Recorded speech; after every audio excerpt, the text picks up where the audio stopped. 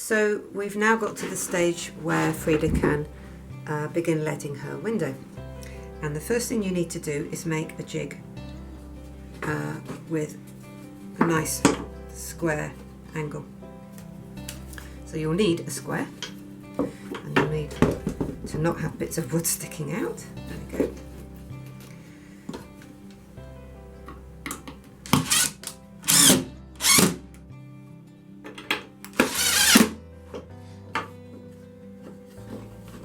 So are you just screwing it to the table now? Yep. I just get some smaller screws. So you'll need a table you want to screw things Well, to. you don't have to screw into a table. Obviously, you can just get a piece of wood and screw into that. But a lot of my windows are very big. So finding a piece of wood also very big would just create another expense and a problem. So I just always do it directly onto my workbench. There we are. So then what you do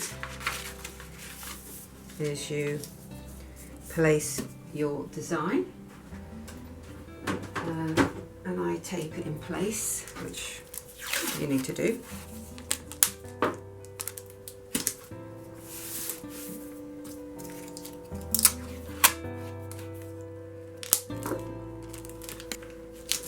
And that's how you make your jig. Actually, I usually make it the other way around, so I put the right edge up there and I work towards that edge. But I thought it'd be easier to see this way, and actually I think most people do work towards them. So that's making a jig. What is a jig? The jig is the sort of parameters into which you fit whatever item it is. A jig you can use in all sorts of areas of workmanship, and it means if you have to maybe do a job that's repetitive, you make a jig that means you fit it into the jig and it has the lines already marked for where you cut, or it's at the right angle. It's something that enables you to do your job more easily. Oh, sorry, I should be looking at the camera. And what are we so this using jig enables you to make sure that your window is always square, because there are very few times where you want a window that isn't square. Sometimes you want an arched window, but some bits of it will be square, and sometimes you want a circular window, but they're horrible to do, so I hope that never happens to you. Yeah, so this is the jig. I probably haven't described what a jig is very well. Look it up. Okay, and we'll be using it, and it will make sense as we use it. Well, this is it. Yeah, a jig, but a jig can look like anything. It's a thing that it just holds, sort of, keeps it in shape. It's a sort of framework into which you make the thing that you're making, whatever it is. Okay. It might be in a metalwork sort of arena or carpentry or anything.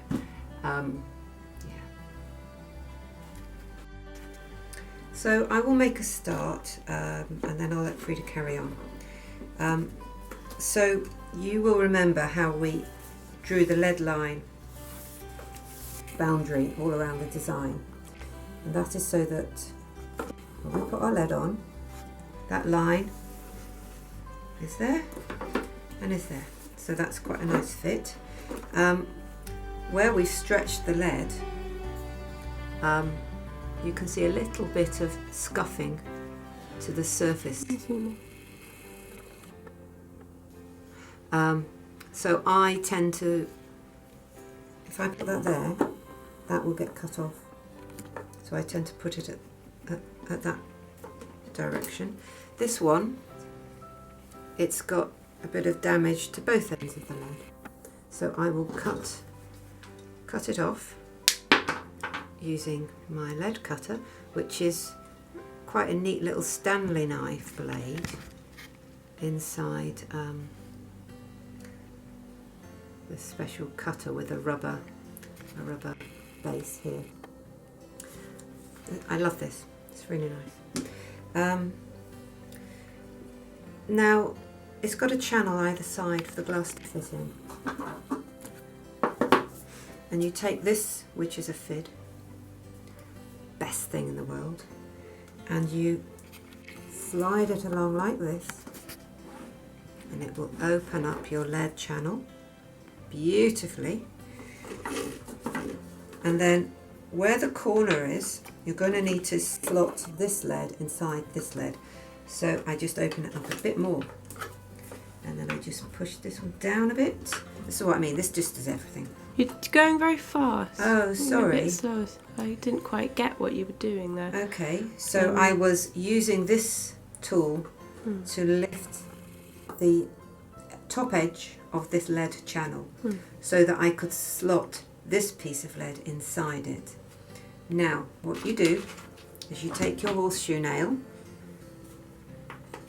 and you keep the lead in place. So I put one against it and one at the top. And I do the same on the other piece. And this just stops everything shifting about while you work. So that's the first thing you do, is you do your edges. Then you take your first piece. It's piece number 1. And you slot it in. Now that's not too bad. It's a bit small. Special hammer, rubber one side for banging the glass into place, metal the other. Then you take your first piece of lead. Now these are scraps which might fit or might not. No, a bit too small. So these are actually 6mm pieces, because Frida would prefer that if we can get away with it. So this is the way I do it. I push it into place and I use my nail to mark the angle that I'm going to have to cut it. Does that show? Just, yeah. Okay. So then I use my lead cutter to cut it at that angle.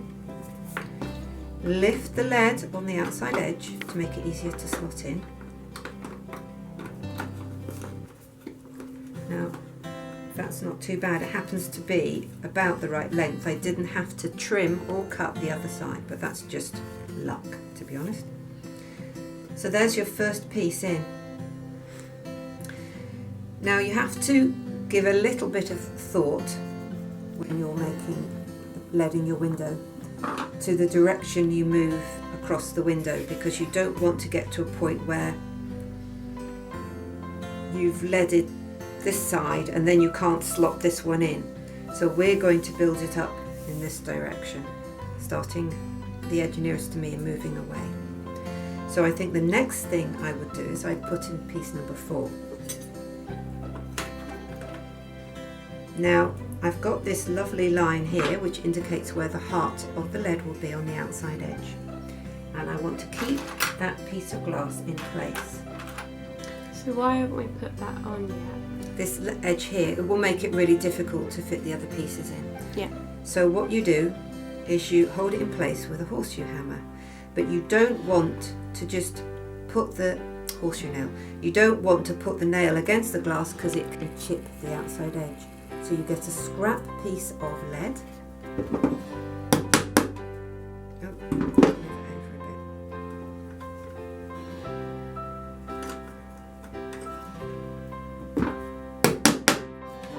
And that keeps that in place.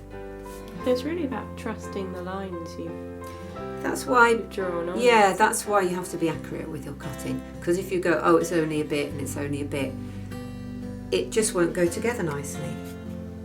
So, the next piece of lead, I will have to take off this long piece, and it's got this slightly damaged end, so I can see that it's at a very shallow angle there.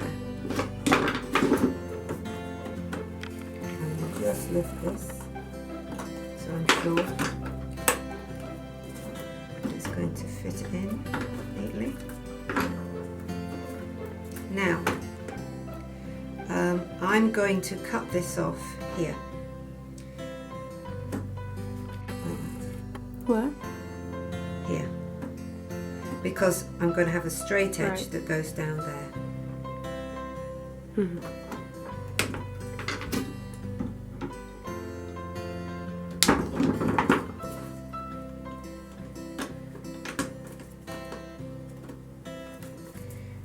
Now I'm going to put a nail in place. Now you can see that I've stopped this piece of lead before the end of the glass, and that is because when I run this piece of lead along here, the gap will be covered by that piece of lead. Yeah. Now I might have another look at this piece. I'll just remove it and decide whether maybe I might cut it off there as well, so that that piece can go all the way along, and I think that's what I will do. I think that will make a neater join. You have to where you've got a few pieces of lead all meeting in the same point, you have to give some consideration to which piece is the dominant piece. So I've decided that this piece will be the dominant piece. At the moment, this is the dominant piece. That's to say the other pieces will butt up to it. But I've decided I want my lead to butt up to this piece. So I will mark it with my nail.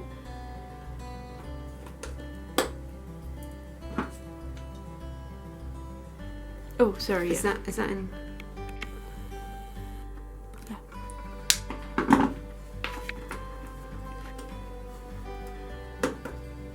There. Now, that's quite straightforward because those pieces were just going into straight edges. It's going to be interesting to see how piece number 2 fits. That's to say, does it fit? So we now remove this nail.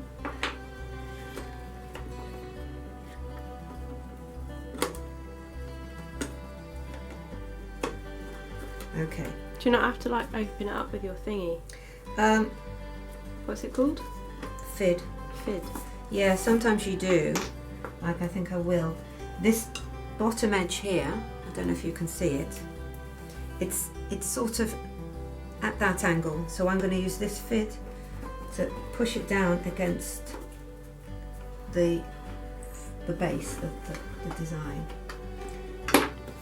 hoping that will make this fit better. That's pretty good actually. Yeah, pleased enough with that. So you have to resist the temptation with a piece like this that's got an inherent weakness. If you push too hard, you'll snap it, and that would be very sad.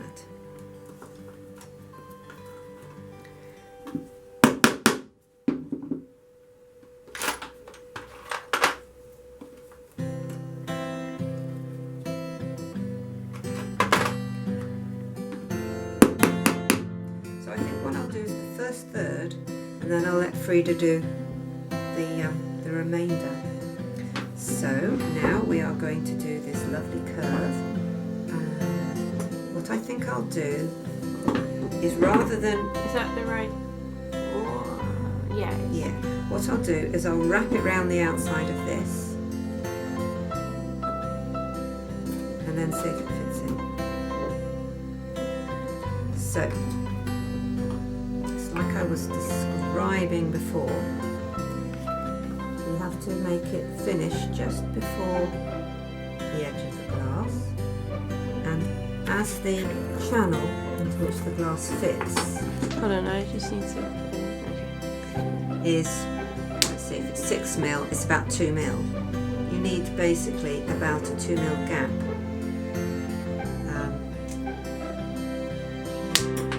And if there isn't, I mean, you don't want to leave any holes. Yay, that's nice. I need to just nibble a bit more of the end of this lead. Yeah. And I will show you that for that, instead of using this lead cutter, I use these lead cutters. You can't take such a thin sliver with a big lead cutter. So what I do is I take it top and bottom using these lead cutters. If you try and do it all in one, you just squash the lead. Do they have different names, these lead cutters? No, they don't. Not really. You sort of just go into the shop. What shop? I go to Reading Stained Glass. That's my preferred option. I think they're very helpful there. Very fairly priced. So I will now leave Frida put this in. This nice straight piece of lead. Just opening up that so she can fit it in. But so far, that's looking pretty neat. Good job, Frida.